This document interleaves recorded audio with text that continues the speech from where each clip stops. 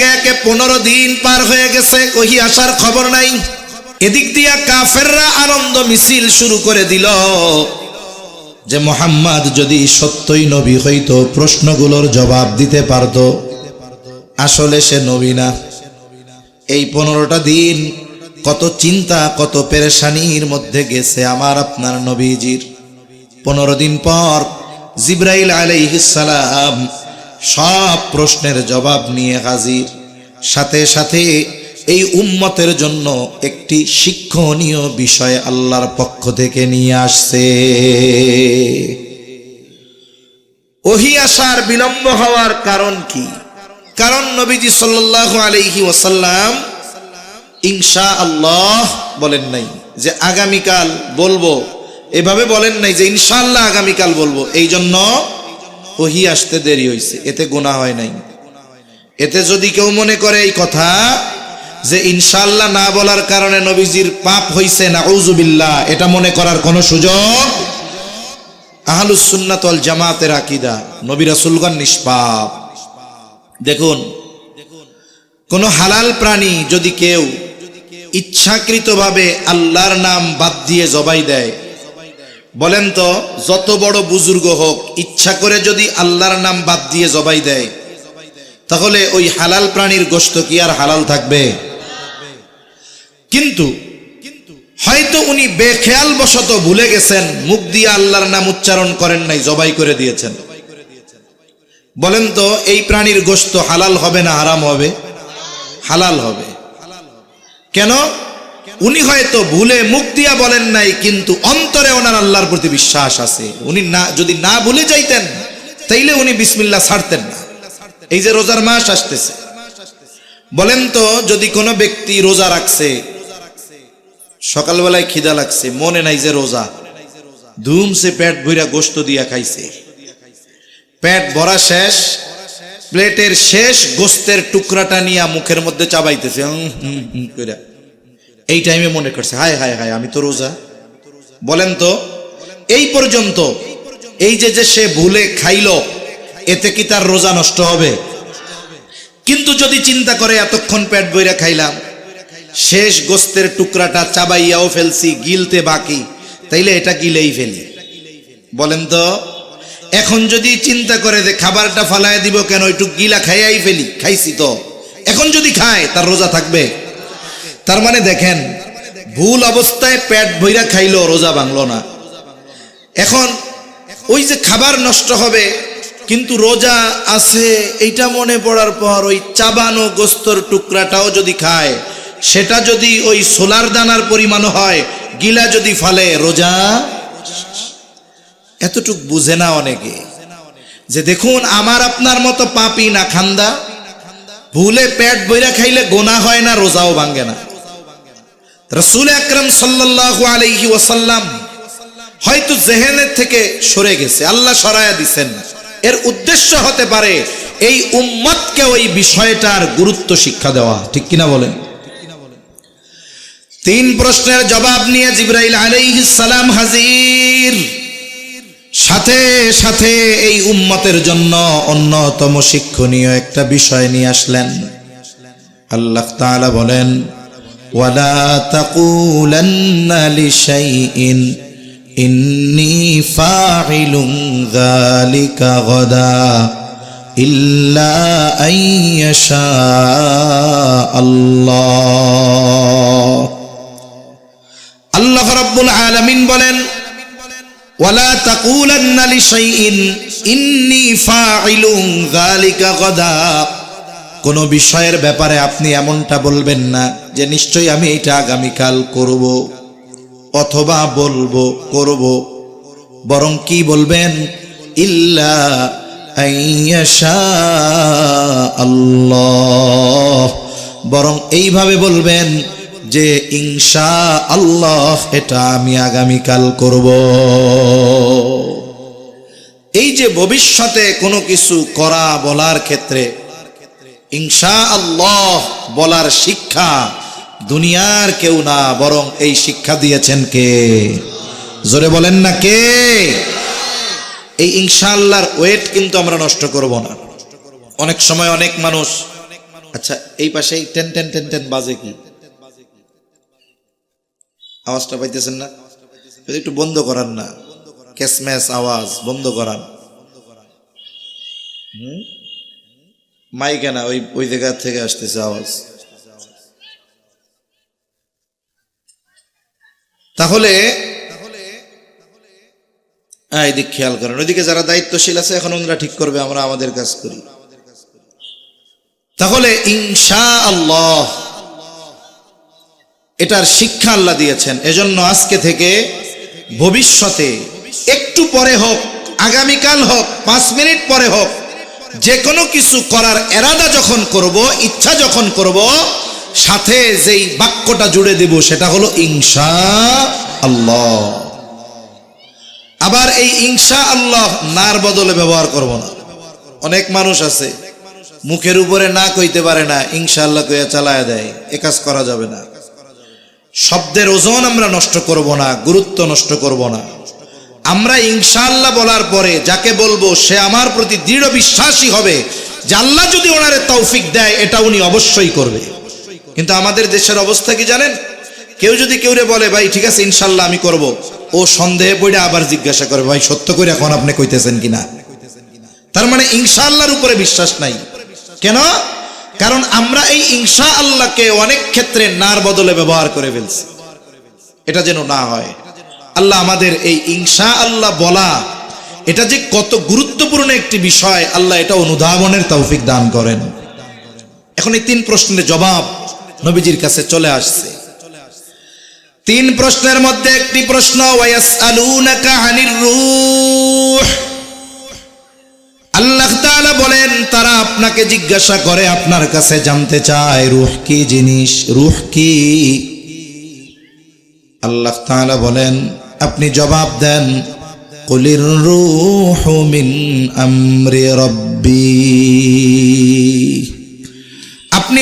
আপনি বলে দেন যে রূহ হলো আমার রবের আদেশ, আমার রবের নির্দেশ, আমার রবের প্রত্যাদেশ। বলেন তো আল্লাহর আদেশ রূহ, এটা দেখতে কেমন, ধরতে কেমন, রংটা কেমন, ওজনটা কেমন? যদি কোনো বিষয় বস্তু হয়, বস্তু এর ওজন থাকবে, পরিমাপ থাকবে, রং থাকবে। কিন্তু রূহ এটা দেখতে কেমন, ধরতে কেমন, ওজনটা কেমন, কালারটা কেমন, এটা কেমন, এটা নিয়ে গবেষণা করার মতো যোগ্যতা আমাদের নাই। এই জন্যই আল্লাহ তাআলা এই জবাব দেওয়ার সাথে সাথে বলেন, ওয়ামা উতিতুম মিনাল ইলমি ইল্লা কলিলা। আল্লাহ তাআলা বলেন আপনি বলেন রূহ হলো আমার রবের আদেশ, আর তোমাদেরকে অতি সামান্য জ্ঞান দেওয়া হয়েছে, ইলম দেওয়া হয়েছে। মানুষের জ্ঞান এত এত সামান্য যে আল্লাহ তাআলার আদেশ এই রূহ এটা পরিমাপ করা, এটার ওজন নির্ণয় করা, এটার কালার বের করা, এটার জ্ঞান আল্লাহ তাআলা মানুষকে দেন নাই। এদিকে যদি যাই কথা অনেক লম্বা হবে, আমি আমার মূল কথার দিকে যাই। তাহলে রূহের পরিচয় দিতে গিয়ে আল্লাহ তাআলা নারী আর পুরুষ কোনো পার্থক্য করেন নাই। এজন্য বলছিলাম শুরুতে মৌলিকভাবে নারী আর পুরুষের মূল যেটা রূহ এটার মধ্যে কোনো তারতম্য নাই। নারীর রূহের পরিচয়ও ওটা আল্লাহর আদেশ, পুরুষের রূহের পরিচয়ও ওটাও আল্লাহর আদেশ। তবে হ্যাঁ, শরীয়তের বিধানাবলীর ক্ষেত্রে কিছু তারতম্য পরিলক্ষিত হয়, দেখা যায়। তবে এইখানে প্রতিদানের ক্ষেত্রে কোনো তারতম্য নাই। শরীয়তের কিছু বিষয় নারীর জন্য ছাড়, পুরুষের জন্য ওইরকম সুযোগ নাই। যেমন একটা নারী যখন, মেয়ে যখন প্রাপ্তবয়স্কা হয়ে যায়, প্রতি মাসের সুস্থ যদি সে থাকে 3 থেকে 10 দিন, তার একটা অসুস্থতা থাকে। এই অসুস্থতাকালীন সময় আল্লাহ তাআলা তার জন্য নামাজকে মাফ করে দিয়েছেন। এরপরে সন্তান ভূমিষ্ঠ হওয়ার পর আল্লাহ তাআলা কিছুদিন তার নামাজ মাফ করে দিয়েছেন। এটা একটা পার্থক্য। সবচাইতে বেশি আলোচিত হয় আমাদের দেশ সহ গোটা দুনিয়ায় যেইটা, ইসলামের ব্যাপারে অজ্ঞতার কারণে একদল মানুষ বলতে চায় ইসলাম উত্তরাধিকার সম্পদ বন্টনের ক্ষেত্রে নারীদের ঠকিয়েছে। নাউযুবিল্লাহ, নাউযুবিল্লাহ। এটা বলে কেন? এটা বলার একটা কারণ হলো ইসলামের ব্যাপারে সঠিক ধারণা তার নাই, অথবা ইসলামের প্রতি বিদ্বেষের কারণে। যদি কারো প্রতি কারো হিংসা থাকে, দেখবেন যে তার ভালো জিনিসও তার ভালো লাগে না, ঠিক না? ভালো জিনিসও তার ভালো লাগে না। অথচ ইসলাম নারীদেরকে ঠকায় নাই, বরং যদি হিসাব করা হয় ইসলাম নারীদেরকে জিতিয়ে দিয়েছে। যদিও মনে হয় যে সম্পদ পুরুষকে দেওয়া হয়েছে নারীর দ্বিগুণ। একটা কথার জবাব দেন তো, বলেন তো শরীয়তে ইসলামে নারীর উপরে পুরুষের জন্য ব্যয় করা ওয়াজিব, জরুরি এমন একটা খাত আপনাদের জানা আছে নাকি? কথা বুঝেন নাই মনে হয়, বুঝেন নাই? আচ্ছা, যেমন স্ত্রীর খরচ বহন করবে কে? শরীয়তে এরকম কোন বিষয় আছে যে না কোন কোন ক্ষেত্রে স্বামীর খরচ স্ত্রীর উপরে বহন করা ফরজ আছে? এমন একটা খাত নাই যেই জায়গায় ইসলাম নারীকে খরচ করা বাধ্য করে দিয়েছে, অথচ পুরুষের খরচের খাতের কোনো অভাব নাই, বারবার তার খরচের খাত আছে। নারীর খরচের কোনো খাত নাই। তার মানে নারী যেটা পায় সেটা তার থেকে যায়।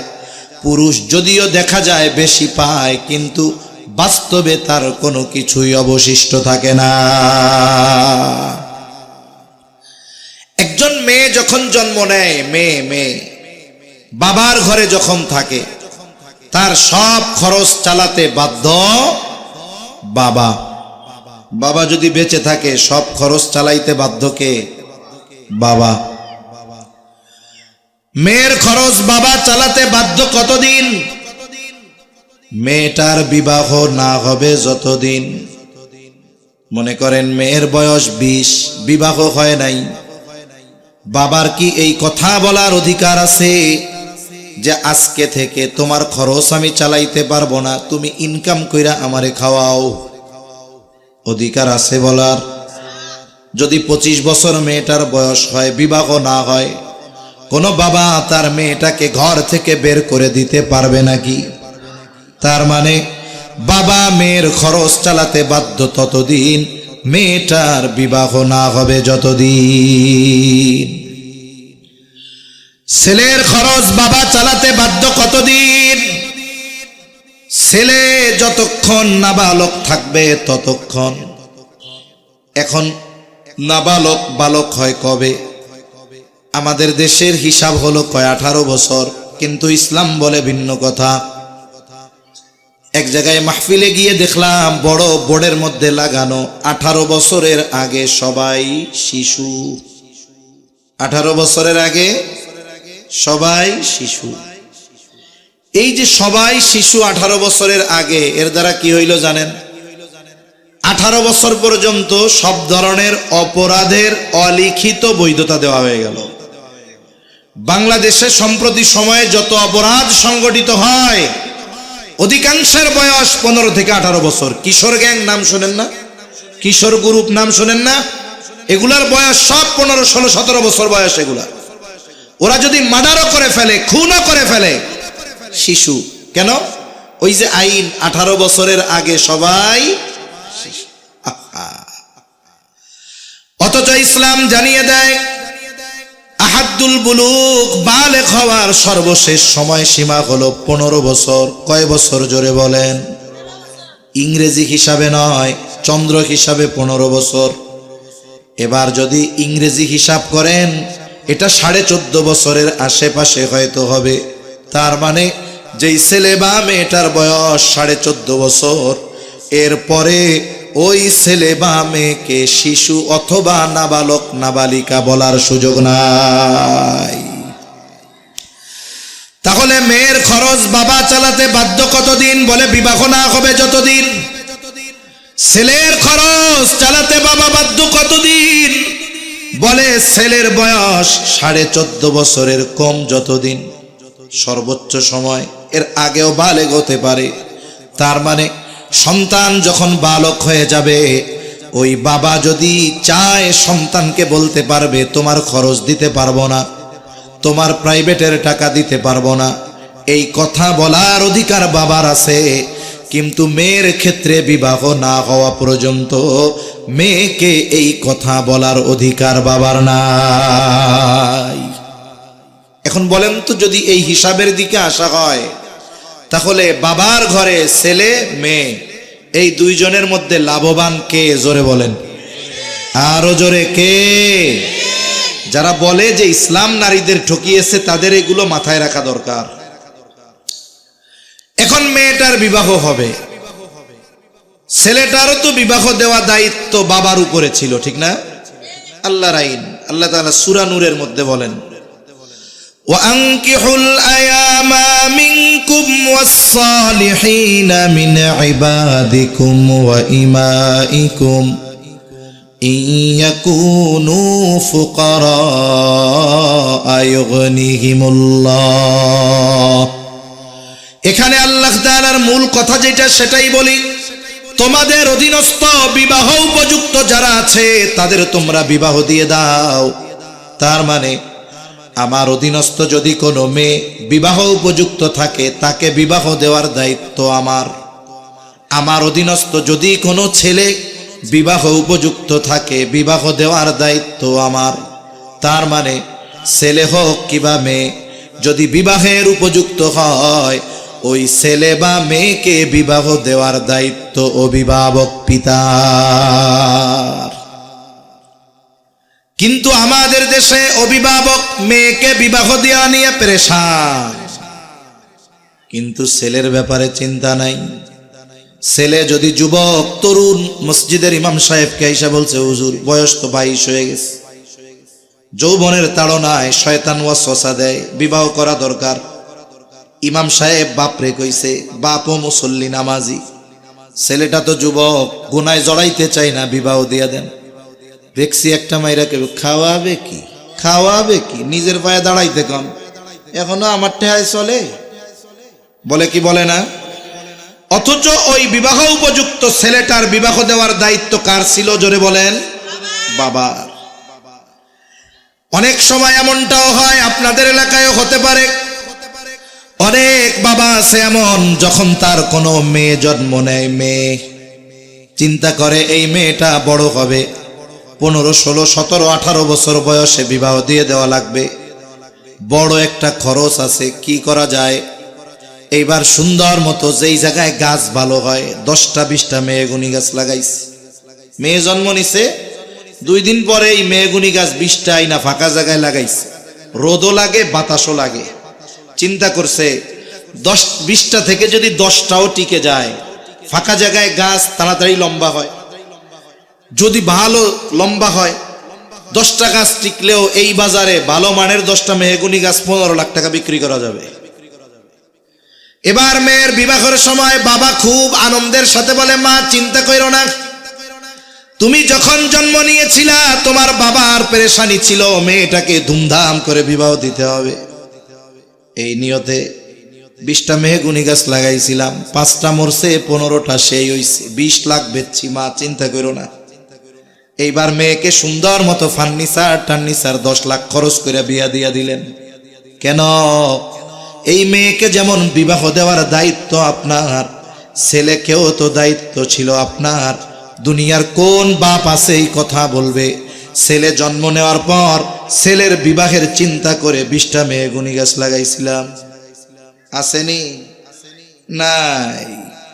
তার মানে এই জায়গায় অভিভাবক সেও পার্সিয়ালিটি করছে। ছেলে বিবাহ করতে চাইলে, গুনার থেকে বাঁচার জন্য বিবাহ করতে চাইলে কয় নিজের পায়ে খাড়াইয়া এরপরে বিয়া করে। কেন?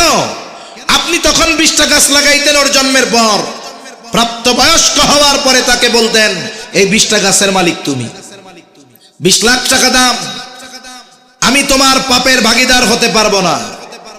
তোমার বিবাহের বয়স হইছে, এই যে 20 লাখ টাকা দিলাম, তুমি এটা দিয়ে ব্যবসা করো, বাকি টাকা দিয়ে বিবাহ শাদী করে নাও, যাও তোমারে দিয়ে দিলাম। এই রকম বলা বাপ এই দুনিয়ায় লাখে একটা আছে কিনা তার ঠিক নাই। ঠিক কিনা বলেন? অথচ মেয়ের বিবাহের ক্ষেত্রে বাপ লাখ লাখ টাকা খরচ করে ধুমধাম করে বিয়া দেয়, কিন্তু ছেলের ক্ষেত্রে কেন এই দায়িত্ব পালন করেন না? তাইলে বলেন এই জায়গায় জিতলো কে, ঠকলো কে? জিতলো মেয়ে, ঠকাইছেন ছেলেরে। অথচ বাবার বাড়িতে ছেলের একটা খরচ আছে, মেয়ের কোনো খরচ আছে? আপনারা কি কথা বুঝতেছেন না? সজাগ আছেন? তাকবীর দেন, নারায়ে তাকবীর, আরো জোরে নারায়ে তাকবীর। ভাই আওয়াজটা ছড়াই দেন, ছাড়েন আওয়াজটা ছড়াই দেন, হ্যাঁ হালকা বেশ দেন, আওয়াজটা ছড়াই দেন। হ্যাঁ, তাহলে মেয়ের বাবার বাড়িতে কোনো খরচ নাই, খরচ আছে? যখন বিবাহ হবে মেয়ের ব্যক্তিগত কোনো খরচ আছে? বাবা খরচ করবে, তাই না? ওই দিক দিয়া যার সাথে বিবাহ বন্ধনে আবদ্ধ করানো হবে মেয়েটাকে, ছেলেটা যতই যোগ্যতা সম্পন্ন হোক না কেন, দেখতে যত সুন্দর আর স্মার্ট হোক না কেন, বলেন তো এই ছেলেটা যদি বলে বিবাহের পরে আপনাদের মেয়ের সব খরচ আপনারা দিবেন, দিতে পারবো না। মেয়ের জন্য ঘর আপনারা বানায় দিবেন, অসুস্থ হলে চিকিৎসা আপনারা করায়া দিবেন, কাপড় চোপড় সব আপনারা কিনা দিবেন, এই রকম দাবি যদি কোনো ছেলে করে, তাহলে লাঠি নিয়ে পিটাবে আর বলবে তোমাকে বিবাহ করতে আসতে বলছে কে? ঠিক না? তার মানে যিনি বিবাহ করবেন, মেয়েটাকে যার সাথে বিবাহ বন্ধনে আবদ্ধ করানো হবে, অবশ্যই তাকে মোহরানা দিতে হবে, তার সমস্ত মৌলিক প্রয়োজন মেটানোর দায়িত্ব নিতে হবে, এরপরে ছেলের হাতে তাকে তুলে দেওয়া হবে। তার মানে মেয়েটা যখন বাবার বাড়িতে তার কোনো খরচ নাই, যখন স্বামীর বাড়িতে গেল তার কোনো খরচ নাই, কিন্তু ছেলে যখন বাবার বাড়িতে প্রাপ্তবয়স্ক হওয়ার পর বাবা ইচ্ছা করলে খরচ দিতেও পারে, নাও পারে। আবার যখন সে বিবাহ উপযুক্ত হয়, তার বিবাহের খরচ তার বাবা দেয় না, বরং তাকে উপার্জন করতে হয়। অনেক ছেলে আছে আমার জানা শোনা, চাকরি বাকরি করতেছে, এখন বিবাহ করবে, গুনাহ থেকে বাঁচতে চায়, বলে হুজুর কি বলবো, চাকরি করতেছি 5 বছর হয়ে গেছে, বয়স 27, 28, 30 বছর, পরিবারকে যদি বলি বিবাহ করব, বলে এখনো তারা দিতে রাজি না, আরো পরে। এই যে ছেলেদেরকে ঠকানো হইল, তার নিজের উপার্জনে সে বিবাহ করলো, এখন সে যখন বিবাহ করবে আর একটা মেয়েকে স্ত্রী হিসাবে আনবে, তার সব খরচ বহন করতে হবে তার। অথচ মেয়ে গেল শ্বশুর বাড়ি, তার কোনো খরচ নেই। আবার স্বামীর বাড়িতে খরচ, স্বামীর স্বাভাবিক যদি আল্লাহ তাআলা তাকে হায়াত দেয়, আল্লাহ তাআলা 2টা সন্তান দিল, কথার কথা, স্বামী ইন্তেকাল করলো, সন্তানেরা উপযুক্ত, এইবার আল্লাহ তাআলা স্পেশাল ভাবে আয়াত নাজিল করে এই মায়ের যত পুরো চাহিদা আছে, যত প্রয়োজন আছে, সব কিছু প্রয়োজন পূরণের দায়িত্ব আল্লাহ তাআলা সন্তানদের উপরে দিয়ে দেয়। তার মানে একটা নারী যখন কন্যা, তার কোনো খরচ নাই, একটা নারী যখন কারো স্ত্রী, তার কোনো খরচ নাই, একটা নারী যখন মা বলে, তার কোনো খরচ নাই। গোটা হায়াতে শরীয়তে ইসলাম কোনো খরচ তার উপরে চাপায়া দেয় নাই। উপরন্তু একজন পুরুষ, তার খরচের কোনো খাতের শেষ নাই। এখন যদি হিসাব করা হয়, নারীকে আল্লাহ দিয়েছেন যা, তার দ্বিগুণ দিয়েছেন ছেলেকে। যদি হিসাব করা হয়, দেখা যাবে ছেলেকে দ্বিগুণ দেওয়ার পরেও ছেলের খরচ, আর মেয়েকে অর্ধেক দেওয়ার পরেও মেয়ের কোনো ব্যয় নাই। এজন্য একজন বেতন পায় 50,000, আর একজন পায় 20,000। স্বাভাবিক 50,000 বেশি, 20,000 কম। কিন্তু যিনি 50,000 পান, তার খরচ এত বেশি, মাস শেষে খরচ হইয়া আরো মাঝে মধ্যে কর্জ করা লাগে। কিন্তু যিনি 20,000 পান, তার খরচ কম, দায়িত্ব কম, 12-14,000 টাকায় মাস শেষ, মাসে আরো 5,000 টাকা তার অবশিষ্ট থাকে। বলেন তো এই ক্ষেত্রে লাভবান কে, 50,000 ওয়ালা না 20,000 ওয়ালা? এজন্য পরিমাণে কম দেখলেই লাফায় ওঠার প্রয়োজন নাই যে ইসলাম ঠকাইছে। আগে ভিতরে ঢুকে খোঁজ খবর নাও যে ইসলাম নারীকে জিতিয়েছে না ঠকিয়েছে, ঠিক কিনা বলেন? শুধুমাত্র বিদ্বেষ থেকে কথাগুলো বলে। আল্লাহ ওদের সহি বুঝ দান করেন। তাহলে ইবাদতের প্রতিদানের ক্ষেত্রে কোনো তারতম্য নাই। বরং যদি হিসাব করা হয়, এই জায়গায় আল্লাহ তাআলা নারীদেরকে সুযোগ দিয়েছেন বেশি, জিতায় দিয়েছেন বেশি। আমাদের বুজুর্গানে দিন বলেন, একজন পুরুষ যদি ইচ্ছা করে বাড়িতে গ্যাদারিং, সমস্যা, বাচ্চা কাচ্চার ঝামেলা, মসজিদে এসে নফল নামাজ পড়তে পারে, কোরআন তিলাওয়াত করতে পারে, জিকির আজগার করতে পারে। কিন্তু একজন নারী সে যখন বাসায় থাকে ইচ্ছা করলেই ইবাদত করতে পারে না। ছোট বাচ্চা থাকলে তার জন্য কষ্ট হয়ে যায়। সে স্বামীর জন্য 3 বেলা রান্না করে, কাপড় চোপড় থালা বাসন ধোয়ার দায়িত্ব তার। যদি শ্বশুর শাশুড়ি থাকে তাদের খেদমত করে। বলে কোনো নারী যদি এই ঘরের কাজগুলো সন্তুষ্ট চিত্তে আল্লাহর জন্য করে, তাহলে এই কাজগুলো তার আমল নামায় কবুল নফল ইবাদত বলে যোগ হয়ে যায়। কিন্তু এই পুরুষ মানুষ আইসা যে নামাজ পড়লো, ওটা কবুল হতেও পারে, নাও পারে। তাহলে আল্লাহ তাআলা বলেন, মান আমিলা সালিহাম মিন যাকারিন আও উনসা ওয়া হুয়া মুমিন, যেই নারী আর পুরুষ নেক আমল করে ঈমান সহকারে, তার মানে যেই ঈমানদার নারী অথবা পুরুষ আমলে সালেহ করে, ওই নারী পুরুষের জন্য কয় ধরনের পুরস্কার একটু জোরে বলেন, আরো জোরে বলেন না কয় ধরনের? তাহলে আল্লাহ তাআলা বলেন, নারী হোক আর পুরুষ হোক ঈমানদার হওয়া লাগবেই। কারণ ঈমানদার যদি না হয়, ভালো কাজের প্রতিদান আখিরাতে কিছু নাই। এই জন্য ঈমানটা হলো আবশ্যকীয় শর্ত। এরপরের কথা হলো আমলে সালেহ, সৎকর্ম। বলে সব কর্ম সৎকর্ম নয়, কিছু কর্ম শুধু কর্মই থেকে যায়। সৎকর্ম কোনটা, আমলে সালেহ কোনটা? যেই আমলটা আল্লাহর দরবারে কবুল হওয়ার যোগ্যতা রাখে, এটা হলো আমলে সালেহ। একই মসজিদে নামাজ পড়ে অনেকজন, কারো নামাজ আল্লাহর কাছে কবুল হয়, কারোটা হয় না। যারটা হইল বলে এরটা হলো সৎকর্ম, যারটা হয় নাই এরটা হলো শুধু কর্ম। অনেকে আল্লাহর রাস্তায় দান করে, বলে কারোটা আল্লাহর কাছে কবুল হয়, কারোটা হয় না। দান তো দুইজনই করছে, যারটা কবুল হলো এটা হলো সৎকর্ম, যারটা হইল না এটা শুধু কর্ম। বুজুর্গানে দিন, কোন আমল যদি আমরা আমলে সালেহ হিসাবে পরিণত করতে চাই, যদি এটা আমরা কামনা করি যে আমার আপনার আমল আখিরাতে প্রতিদান পাওয়ার উপযুক্ত হবে, আল্লাহর কাছে সৎকর্ম হিসাবে বিবেচিত হবে, অবশ্যই অবশ্যই ঈমান তো লাগবেই। সাথে সাথে আর কয়েকটি শর্ত যদি ঠিক রাখা যায়, ওই শর্তের আলোকে আমল যদি অল্প হয়, ওই আমলের প্রতিদান আল্লাহ তাআলা বান্দাকে উভয় জগতে দান করে।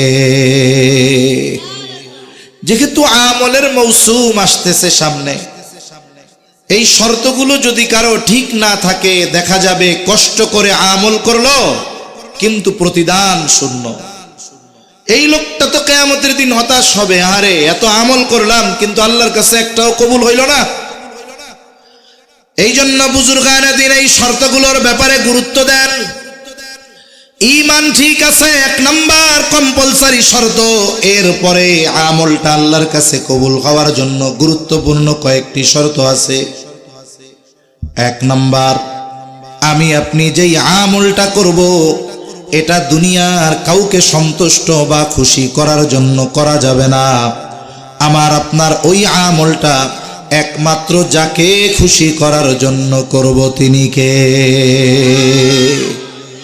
যে কোনো আমল করার আগে টার্গেট ঠিক করতে হয় যে আমলটা আমি কেন করতেছি, কার জন্য করতেছি। যদি টার্গেট ঠিক না থাকে, আল্লাহর জন্য যদি না হয়, অনেক বড় বড় আমল আখিরাতে পুরস্কার পাওয়ার অযোগ্য বলে বিবেচিত হবে। শুধু তাই নয়, বরং কিয়ামতের দিন ওই রকম অনেক আমল যেগুলো আল্লাহর জন্য করা হয় নাই, ওই আমলগুলো প্রতিদান তো বহুদূর, শাস্তি পাওয়ার কারণ হয়ে যাবে। হাদিসের মধ্যে আসছে, নবীজি সাল্লাল্লাহু আলাইহি ওয়াসাল্লাম বলেন, কিয়ামতের দিন সর্বপ্রথম 3 শ্রেণীর মানুষকে হিসাবের জন্য ডাকা হবে। 1 নাম্বার, আল্লাহ তাআলা একজন শহীদকে ডাকবে, শহীদ। শহীদ রক্তাক্ত অবস্থায় আল্লাহ তাআলার সামনে হাজির হবে। আল্লাহ তাআলা জিজ্ঞাসা করবে, বান্দা তোমার এই অবস্থা কেন?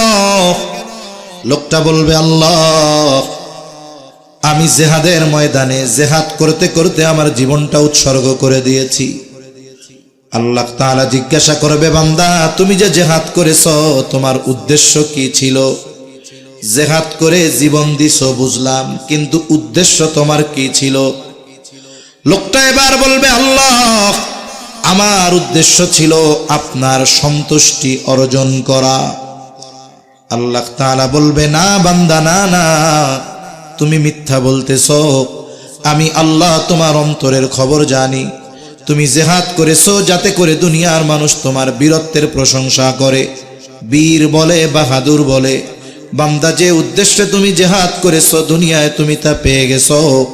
কারণ দুনিয়ার মানুষ তোমাকে বীর বলেছে, বাহাদুর বলেছে, তোমার বীরত্বের প্রশংসা করেছে। তাই আজকে আমি আল্লাহর তরফ থেকে তোমার জন্য কিছু নাই, তুমি চলে যাও, তোমার ঠিকানা হলো জাহান্নাম।